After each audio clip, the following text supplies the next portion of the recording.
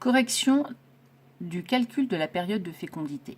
Sachant que le premier jour du cycle est le premier jour des règles et qu'elles sont notées par une croix, je mets un 1 au niveau de chaque premier jour du cycle ou des règles. Puis, le jour suivant est donc le numéro 2 du cycle. Ainsi de suite, je peux, pour aller plus vite, n'écrire qu'un numéro sur les deux. J'arrive donc à une durée totale à la fin d'un certain nombre de jours. 14, 16.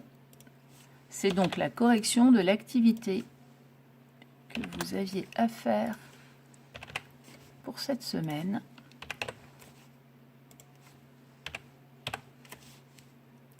J'arrive à 28 jours.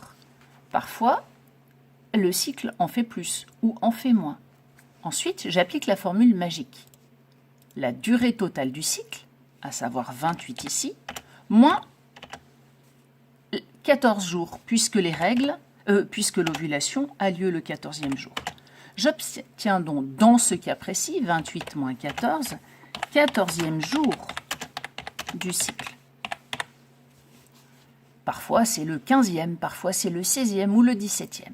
Le 14e jour du cycle ici m'amène tout simplement au 18 novembre.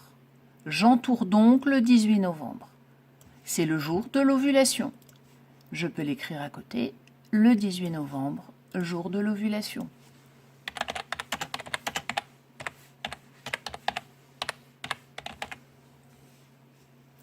Pour trouver la période de fécondité, je sais que le spermatozoïde vit 2 jours, et que, 5 jours, et que l'ovule vit 2 jours. Autrement dit, la fille pourra tomber enceinte le jour de l'ovulation, mais également 2 jours après, puisque c'est la durée de vie de l'ovule, et pourra également tomber enceinte 5 jours avant.